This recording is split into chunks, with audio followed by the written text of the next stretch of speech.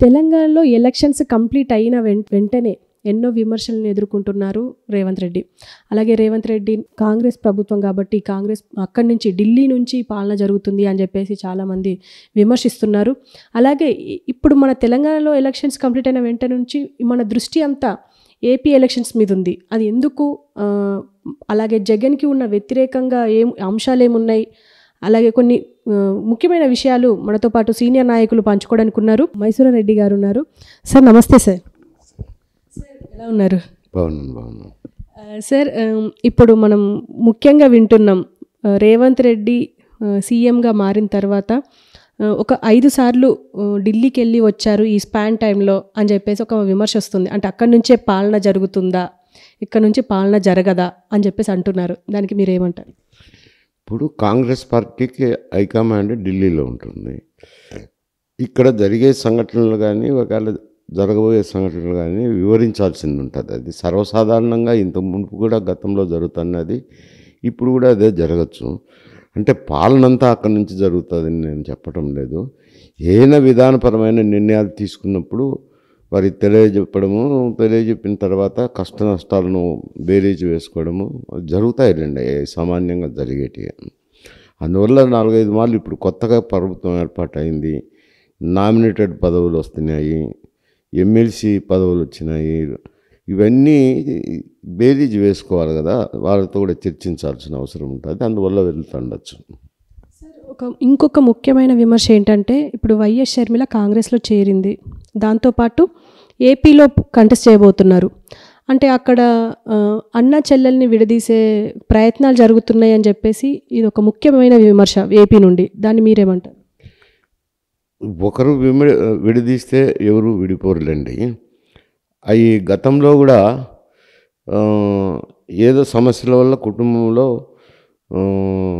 భేదాభిప్రాయాలు రావడము, ఆమె ఇక్కడ తెలంగాణలో వచ్చి పార్టీ పెట్టడం జరిగింది, వైఎస్ఆర్టీపీ అని. తర్వాత పాదయాత్రలు చేసింది, కష్టపడి తిరిగి ఒక స్టేజ్కి వచ్చిన తర్వాత కాంగ్రెస్లో చేరాలనే అభిప్రాయం వచ్చింది. అందువల్ల కాంగ్రెస్లో చేరేటప్పుడు ఇంకా పార్టీని మెర్జ్ చేసి కాంగ్రెస్లో చేరింది. అది ఆమె నిర్ణయం. ఎందుకంటే ఎన్నికల్లో పాల్గొనాలంటే చాలా తతంగం ఉన్నాయి, డబ్బులు ఉన్నాయి, క్యాండిడేట్లను నిలపాలా, ఇవన్నీ ఉన్నాయి. కాబట్టి ఎందుకులే అని చెప్పి కాంగ్రెస్ పార్టీలో చేరింది. సార్, ఇప్పుడు ఏపీ గురించి మాట్లాడుకున్నాం కాబట్టి ఏపీలో వైఎస్ జగన్కి ఇప్పుడు మళ్ళీ ప్రభుత్వాన్ని ఏర్పాటు చేయాలి అంటే ఆయనకున్న ముఖ్యమైన ప్లస్ పాయింట్లు ఏంటి అండ్ మైనస్ పాయింట్లు ఏంటి అంటారు? ఇప్పుడు ప్లస్ పాయింట్ అంటే ఆయన ఎక్కువగా చాలా మార్లు సభల్లో కూడా వ్యక్తీకరణ చేశాడు.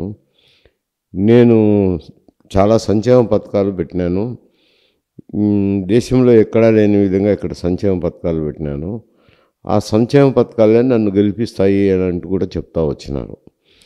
కానీ సంక్షేమ పథకాల అమలులో వచ్చేసరికి 100% శాచ్యురేషన్ ఎవరు రీచ్ కాలేరు. కొన్ని షరతులు విధించాల్సింది ఉంటుంది. షరతులు విధించినప్పుడు అందరికీ ఆ షరతులు లోబడి ఉండవు. కాబట్టి ఒక 40% మ్యాక్సిమం 50% పీపుల్కే ఈ సంక్షేమ పథకాలు లభ్యమవుతాయి. లభ్యమైనప్పుడు మిగతా 50% మంది వ్యతిరేకిస్తారు కదా.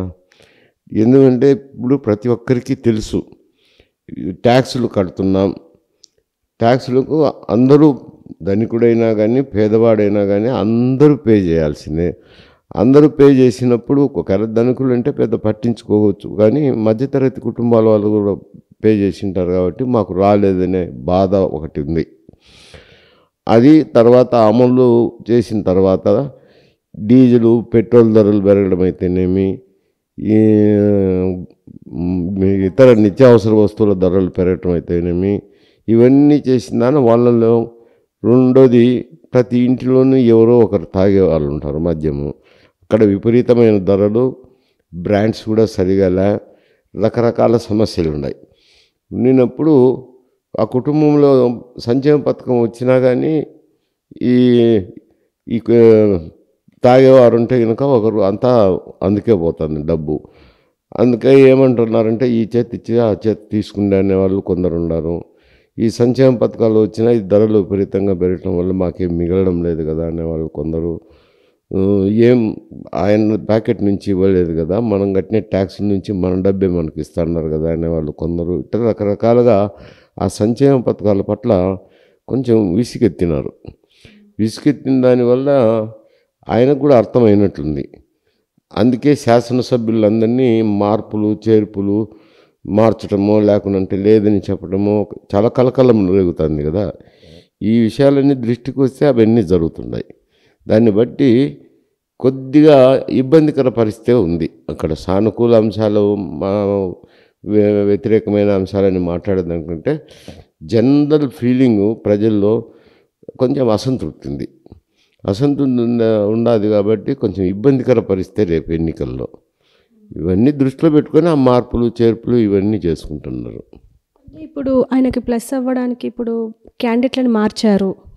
ఇప్పుడు సీనియర్ నాయకుల పిల్లల్ని వారసులుగా తీసుకొచ్చి పెట్టారు. అంటే యంగ్ డైనమిక్ అండ్ నాయకులు ఉండాలి అని చెప్పేసి ఒక పాయింట్ అయితే తీసుకొచ్చి చాలామందిని ఒక 5-6 వారసుని తీసుకొచ్చి పెట్టారు. అది ఆయనకు ప్లస్ అవుతుంది అంటారా? ఇటువంటివన్నీ ఎందుకంటే శాసనసభ్యుల మీద కూడా చాలా వ్యతిరేకత ఉంది.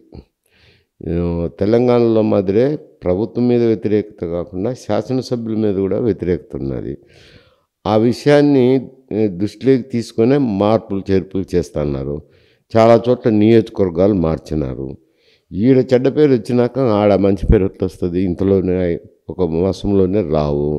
రెండోది తన్నిని తీసి కొడుకు యంగు డైనమిక్ అన్నా కానీ ఆ కుటుంబమే కదా. అందువల్ల ప్రజలకు ఒక పరిపాలన మీద వచ్చింది కానీ వ్యక్తుల మీద కాదు కదా. పరిపాలన సంతృప్తికరంగా లేదు అనే దాని మీద అసంతృప్తి ఉంది. దానివల్ల వచ్చింది కాబట్టి పార్టీనే దృష్టిలోకి తీసుకుంటారు కానీ వ్యక్తులను దృష్టిలోకి తీసుకోరు. అప్పుడు ఈ మార్పులు చేర్పులు కూడా ఏం పనిచేయవు అంటారు. సార్, ఇప్పుడు వైఎస్ షర్మిల ఇప్పుడు ఏపీలో కంటెస్ట్ చేయబోతుంది కాబట్టి అక్కడ ఓట్లు చీలే అవకాశం ఏమైనా ఉందా? వైసీపీ నుంచి ఎవరైనా నాయకులు కాంగ్రెస్ వైపు తిరిగే అవకాశం ఏమైనా ఉందంటారా? ఇప్పుడు కొందరు టికెట్లు రాని వాళ్ళు కానీ అసంతృప్తి ఉండేవాళ్ళు కానీ చాలామంది కాంగ్రెస్కు పోతారు. కాంగ్రెస్ నుంచి వచ్చిన వాళ్ళే కాబట్టి వైఎస్ఆర్సీపీకి మళ్ళీ కాంగ్రెస్ పోయేదానికి వాళ్ళు ఏం బేషజాలు అడ్డురావు. చాలామంది పోతారు కూడా. ఎవరైతే టికెట్లు రావో ఇక్కడ అసంతృప్తి పడతారో అటువంటి వ్యక్తులందరూ చాలామంది పోయే అవకాశం ఉంది షర్మిల నాయకత్వం తీసుకున్నప్పుడు. క్రికెటర్ అంబటి రాయుడు కూడా వైసీపీ నుంచి రాజీనామా చేశారు. ఆడుదాం ఆంధ్ర బ్రాండ్ అంబాసిడర్గా మొన్ననే సెలెక్ట్ అయ్యారు. అది 10 days కూడా అవ్వలేదు. ఇంతలోనే రాజీనామా చేశారు. కారణం ఏమై ఉంటుంది అంటారు?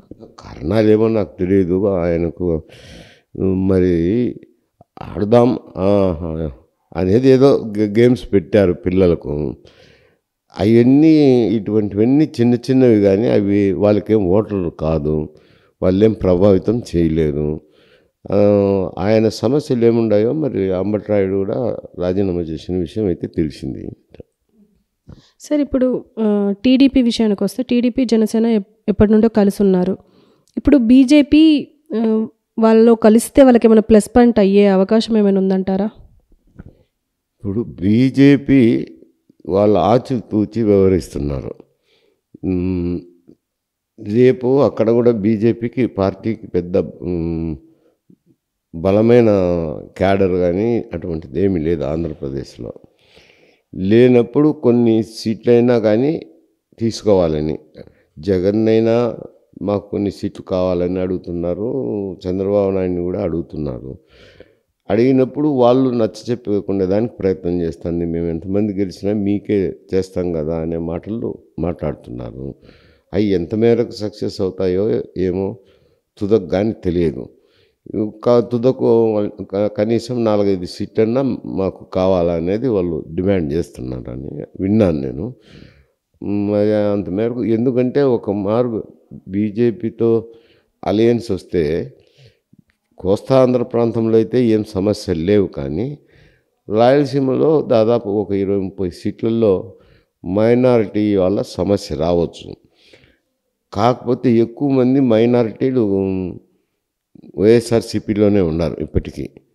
అంటే పెద్ద ప్రభావం లేకపోవచ్చు, పెట్టుకున్న ప్రభావం లేకపోవచ్చు తెలుగుదేశానికి సంబంధించి. బట్ వైఎస్ఆర్సీపీకి అయితే ఆ సమస్యలు ఉన్నాయి. ఎక్కువ మైనారిటీలంతా వైఎస్ఆర్సీపీలో ఉన్నారు కాబట్టి.